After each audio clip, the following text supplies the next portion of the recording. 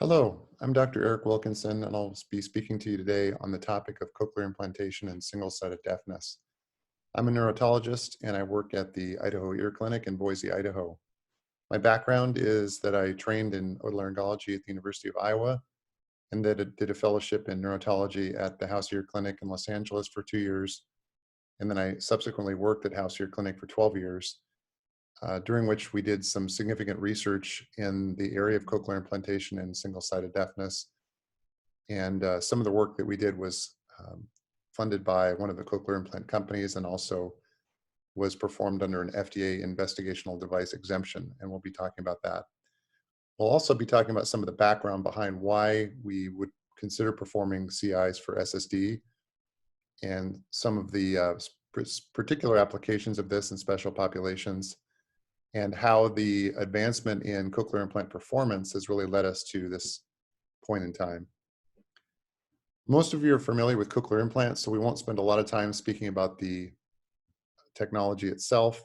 Simply to say that cochlear implants are surgically implanted devices that are placed generally under the pericranium, and then the electrode is routed through the mastoid, through the facial recess, into the scala tympani of the cochlea, through the round window, or through a cochleostomy.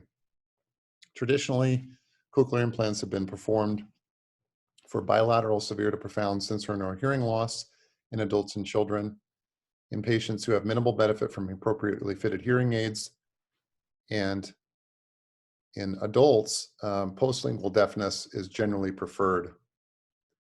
Patients need to be healthy enough to undergo surgery, and anatomy needs to be confirmed as appropriate for cochlear implantation using appropriately chosen imaging studies, typically CT and MRI of the internal auditory canal and temporal bone. Patients need to be free of other cognitive delays or other problems that would preclude success with the implant, and need to have appropriate expectations. So in terms of cochlear implantation for single-sided deafness, we're no longer dealing with patients with bilateral severe to profound sensorineural hearing loss, but we're dealing with patients with either normal hearing on the contralateral ear, or in some cases, audible hearing and significant residual performance with a hearing aid. But for today's topic, we'll be speaking about normal hearing in the contralateral ear. Looking at historical performance with cochlear implants is interesting because in order for a cochlear implant to provide enough benefit to a patient so that they would use it with their normal hearing ear and that the brain would actually use both of these informations together, the implant has to be providing enough benefit for that to be useful, so the brain does not ignore the information. And so on the left side, looking at the blue and gray columns, these are some of the performance outcomes with very early cochlear implants, such as the 3M device, and then early formant stimulation with just single or multiple formants.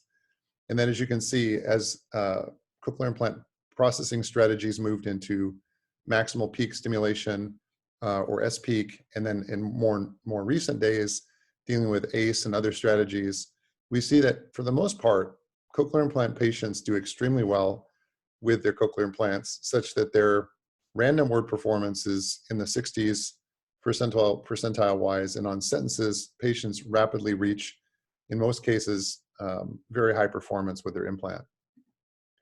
This is a graph looking at a recent study by Michael Dorman, looking at AZ Bio sentence scores in cochlear implant patients. And this is, AZ Bio sentences are harder sentences than traditional sentences that would have been used, such as IEEE sentences. And AZ Bio sentences are useful because you can also add noise into the sentences, which makes it more difficult for the patient to understand. But for the most part, even with AZ Bio sentences, most patients do extremely well and are scoring in the 60s to 90s on percentile-wise on sentence scores, even with AZ Bio sentences. Once noise is introduced, that can drive the numbers down a bit, but this particular graph is looking at AZ Bio in quiet. So this is really the fundamental information behind why the brain would actually use this information, because the cochlear implant is providing very high speech understanding benefit to the patient, so that the brain will then take that information and join it with the contralateral normal hearing ear and give the patient a benefit that will be something they'll want to wear and that the brain will actually use, and then subsequently start to give the patient benefits of binaural hearing. And we'll be talking a little bit about some of what those benefits are and how we measure those in studies. So really, are two ears better than one? And this is a question for some debate, but most people now believe that bilateral implantation is better than unilateral implantation. It's still considered somewhat of a luxury in the sense that the healthcare system doesn't always allow patients to have two cochlear implants. And we do sequential and simultaneous cochlear implants in patients, either adults and children, depending on their hearing, residual hearing levels and their overall status. But binaural hearing provides a number of benefits over unilateral hearing, and those are things such as localization of sound, summation effect, which is the brain being able to use both ears to get more information in. Simply more sound is better. And then aspects of binaural hearing such as squelch effect, being the reduction of noise into one or both ears based on the fact that there's another ear to help that hearing in that situation. Reduction of head shadow effect, where the sound has to travel around the head to the ear that can hear. And then binaural release of masking, which is again a situation where if you only have one ear and you get noise in your only hearing ear, your other ear doesn't rescue you from that noise. And so with binaural hearing, either cochlear implant unilaterally or in a patient with bilateral severe to profound loss, two cochlear implants, you can start receiving some of those benefits. Now, in single-sided deafness, we're dealing with a normal hearing ear in one ear and a severe to profound loss ear in the other ear. So we're talking about situations where the patient in their better ear has normal hearing, and so that can be very useful for the brain to be able to reduce information and noise coming into the other side. And it's interesting to compare both of these things because obviously normal hearing is quite different than the information from a cochlear implant.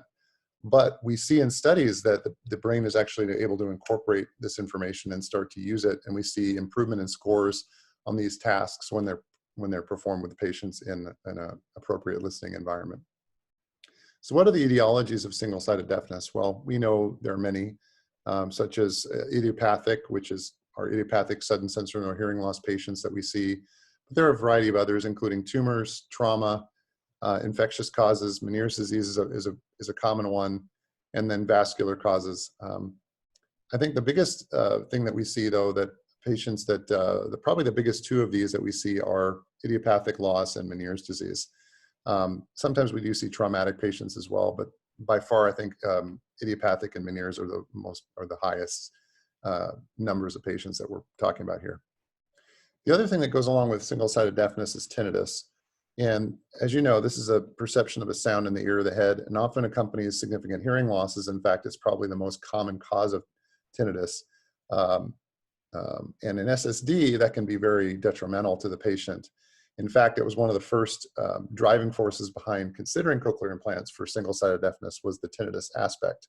And we'll talk a little bit about a study that was performed in the early 2000s. That was one of the first papers that was presented on this topic, where really the driving force was tinnitus and debilitating tinnitus in patients that had that. And so single-sided deafness was obviously the other thing that was being studied at the time, but the early application of the device was really thought to be useful for patients with significant tinnitus. And it can be very difficult to treat, as you all know, particularly in patients with severe to profound loss, because hearing aids and other devices that can that can introduce sound into the ear are not particularly helpful if there's not enough cochlear reserve for the patient to actually hear the sounds and for the auditory system to get input from a device. So this is the study that was published in 2007 by Dr. Paul van de Heuning from Belgium. And this was really the first study that really initiated this area of research. And he looked at some of the historical papers that have been published with certain numbers of patients looking at cochlear implant effects on tinnitus. Some papers had been published looking at patients who had been implanted and then actually, looking at tinnitus effects with a CI. But before this time, there had never really been a study that was done just for tinnitus or SSD. And so you can see that in these groups, there are many patients that had a reduction in tinnitus. Some had no change. Very little had aggravation, but a large number either had abolition or reduction of their tinnitus. And as we'll see in these studies, reduction of tinnitus is common with cochlear implantation and SSD. So this was they did a couple of measures of tinnitus, including a visual analog scale, And I won't go into the details of how that's done, but it's a test where patients use a visual scale to grade their tinnitus, and this has to be set up in a specific way. Um, and as you can see, before the study was initiated, the patients had on average a quite high level of tinnitus on the scale from 0 to 10. And with the cochlear implant on, there was a significant reduction in VAS scores in Dr. Van de Heening's study. And on tinnitus questionnaire, similarly, there was also a significant reduction. So there was more than one measure used. And so this really kind of drove the field in terms of looking at this area. And obviously, after looking at tinnitus, we were also interested in how patients would do with the device for their actual auditory performance. So a number of studies have been performed, and in Los Angeles, we performed a study. Initially, we wrote what's called an investigational device exemption with the FDA, which is an application that you submit when you want to study a medical device for an unapproved indication. So unless you want to just do a single patient, such as a compassionate use application for a particular patient, if you want to study a device for some reason for which it's not approved, you have to do this application to the FDA. It has to be reviewed, and you go through that process, and then you receive your IDE approval. And then, of course, there's the matter of actually paying for the study, because in these situations, insurance companies will frequently not cover this, and most patients can't afford this. So in our study, we first obtained the IDE approval from the FDA, and then fortunately, MED-EL funded our study, and they also funded a large study at University of North Carolina, which was the primary study that ultimately led to the FDA approval. Some of our data was also submitted to the FDA by MED-EL towards this goal. And so having had an IDE with the FDA, obviously we had to use our protocol as it was set up. And it's very strict in terms of regulation and how things are done. And you have to report adverse events. And of course, clinical trials are very closely regulated and carefully monitored. So this was a study that was actually done in LA with a combination of several institutions, including House Clinic, USC, and UCLA, and a number of experts at these institutions participated in this study. Our study protocol was actually, the primary objective was safety of the device, and that's really when you do an IDE, generally that is your primary outcome measure. And then there are secondary outcome measures such as audiological measures, including the binaural hearing benefits I talked about before, such as speech understanding and noise, localization benefit, and then quality of life measures. And at the time, we didn't have some of the newer cochlear implant quality of life measures that are now being developed and are now validated, such as the ones published by Dr. McCracken from the Medical University of South Carolina. But at the time, we had some hearing aid type questionnaires that were used commonly in the CI research environment. And so we used some of those. The device was the MED-EL Flex 28 Concert device with a Sonnet processor, and we looked at outcome measures measured at 1, 3, and 6 months post-activation. The surgery was very standard insertion of the device. The patient actually had a preoperative CT scan, and then subsequently also had a post-op X-ray done intraoperatively to confirm positioning. And then we did a standard activation and then started to study the patients for the research aspect of the trial. So there was a basic research arm, and then patients could also opt in for longer term research if they were so interested. And there are actually now a number of secondary studies going on in Los Angeles and other institutions where patients with cochlear implants and SSD are actually being studied for a variety of interesting aspects of the auditory system. Because once these patients have cochlear implants, from a research standpoint, they're very interesting subjects because they can actually serve as a independent control of their normal hearing ear versus their CI ear. So you actually have an internal control within that patient, and you can start to do things on the cochlear implant side to change the way things are mapped. You can remove aspects of the programming strategies and start to see how really a patient perceives things. And this patient, because they can hear in their other ear, you can also ask them questions about things that someone without normal hearing wouldn't necessarily be able to respond to. So for example, you can ask them, how does this compare to a tone presented in your normal hearing ear? And they'd be able to do those kinds of internal controls. So these patients actually become very, very interesting research subjects that we can learn a lot from about the auditory system and about central processing of the auditory system with stimulation on a limited basis from a cochlear implant. So it becomes a very interesting research area as well. So in our study, this was really designed to study the safety and then look at the audiological measures of the CI in SSD specifically. The inclusion criteria were they had to be English-speaking adults, and it was postlingual onset of deafness, more than half a year but less than 10 years. And so this is part of the reason why in our study in North Carolina studies and others, now the indication for the device is really preferably you want the patient to have less than 10 years duration of deafness to do a CI. You can implant longer than that, but theoretically you can, but that's really why the indication is for that time, because the studies looked at this time frame. The longer the duration of deafness, you start to run into issues with exactly how much preservation of the central auditory system there is and how much the cortex can use the information. Cure tone thresholds needed to be greater than 70 decibels in the deaf ear and less than 25 dB in the normal hearing ear. They had to score under 40% hint scores in quiet in the deaf ear. And there were 10 patients, 5 men and 5 women. And most of them had a diagnosis of sudden hearing loss of idiopathic cause. This was the timeline. So looking at prior to implantation, we did a number of evaluations. We enrolled the patients formally. We did baseline studies of binaural hearing. They had surgery, and then they were activated at 1 month, and then subsequently post-activation, they were evaluated at 3 months post-activation and 6 months post-activation. So looking at some of the outcome measures that we looked at, it's interesting because when you start looking at the benefits of binaural hearing, you're talking about a few decibels, and that doesn't sound like a lot, but when you're actually dealing with this situation, especially in a noisy environment, 3 to 4 dB can be quite useful to a patient, whereas we would think of 3 or 4 dB not as a lot of information or not a lot of sound. But really, when you're talking about reductions in benefits of binaural hearing, several decibels is actually quite significant. So this is just the baseline, looking at the normal hearing ear on the top, and then looking at the CI ear to make sure that they actually had a baseline performance, and this was measured. Localization, this test looks at how much error a patient has when they're asked to do a localization task in a room or in a sound booth that has speakers placed at different positions, and you can do positional testing and localization. And so the more the error the patient has, the worse they're doing with localization. So as over time, you generally see a reduction in the error that the patient gives on these tasks, and that's really what we saw. Other things we could do is we could do speech and noise testing. We could present speech in the front, and then we could present noise to the cochlear implant ear in the front or to the normal hearing ear. And this measures some of these different areas such as squelch effect and spatial release of masking effect.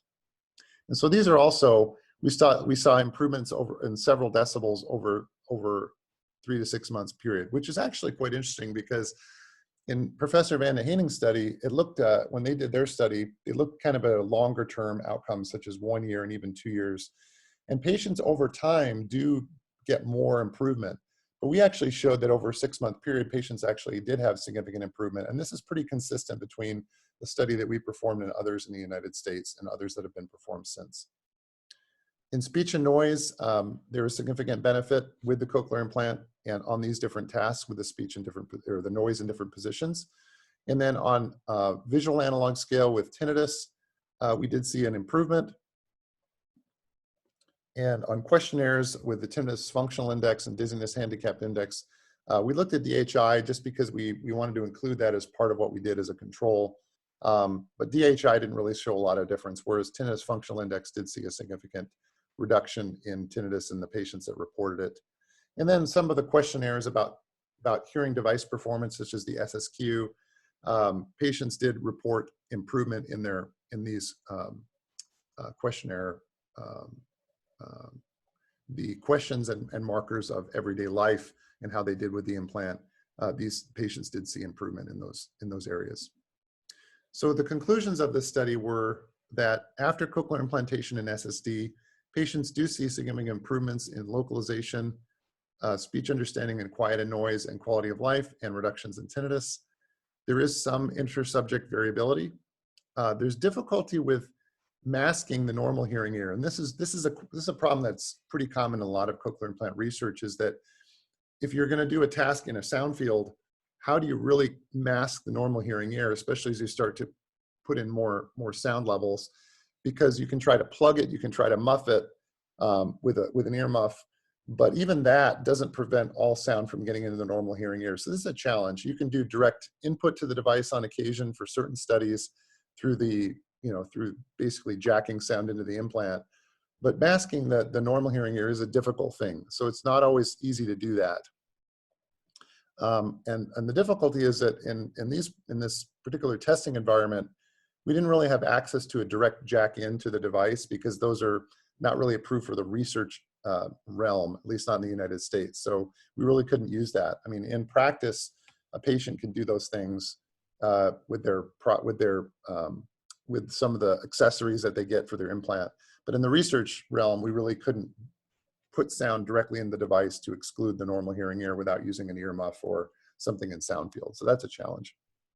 And then, of course, we also see there is variation in how patients do over time. For example, the initial benefit in reduction of tinnitus was significant. And then over time, it seemed like there was kind of a plateau there. And we're not sure if that was just the brain sort of resetting its perception of things. Maybe the patient overall had a reduction in stress, and so the differential between things wasn't as big in certain patients. And so you start to see a lot of intersubject variability in that. And then I want to discuss just a special case of cochlear implants in single-sided deafness, which is the use in NF2. And we're not going to talk about auditory brainstem implants, which is the other device that is approved for NF2. But we're going to talk a little bit about using CIs in NF2 with tumors in place, which is the challenge with NF2 patients is really trying to find an appropriate rehabilitation option for the individual patient. And so many times these patients will lose hearing in both ears because of their tumors, and then subsequent surgical management will often lose their cochlear vestibular nerves and won't be candidates for cochlear implants and have to have ABIs or auditory brainstem implants. But sometimes patients who have a small tumor that is not growing, that has caused a total deafness, can be implanted with a cochlear implant in the tumor ear. Or, for example, if they've had radiation for a tumor, radiosurgery, and that stopped the tumor from growing, and now they have a deaf ear, you can also consider cochlear implantation in that situation as well. And early on, even in small growing tumors, you can consider cochlear implantation in the deaf ear in these patients. If they have a small tumor, for example, less than 1 centimeter or less than 1.5 centimeters, and you can try to do a CI while they have a small tumor. And as we'll talk about, though, some of the treatment aspects of NF2, as well as the tumor growth aspects of NF2, really make the long-term performance very variable in this patient population. So this is an interesting case of a patient with a large tumor on the right and a intracochlear schwannoma on the left side.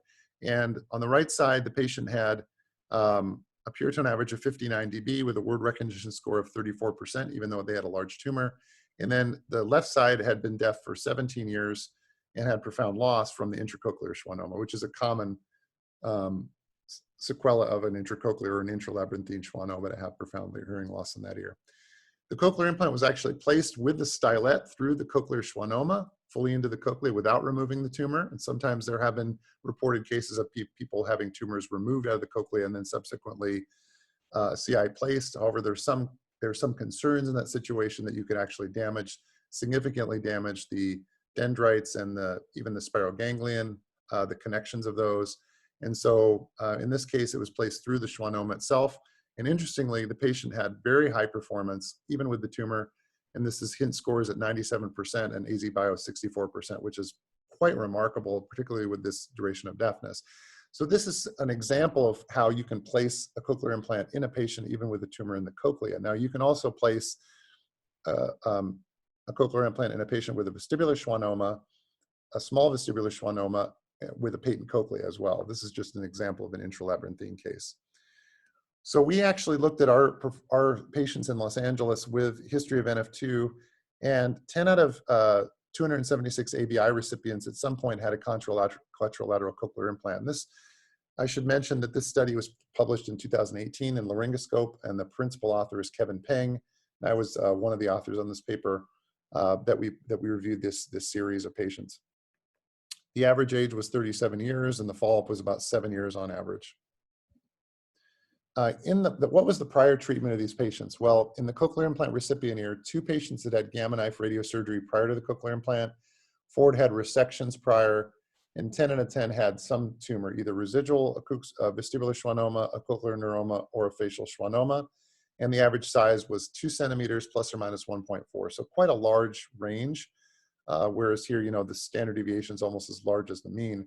And so you're talking about sometimes very small tumors and then tumors that are a little larger. And so this is the results looking at the patients with their ABI performance, and then the patients with ABI and CI looking at with the cochlear implant, and how they did on these different scores. And we looked at new chips and CUNY sentences, which are fairly basic sentences and often used for ABI patients because they're easier to do compared to something like a hint sentence or an AZ bio.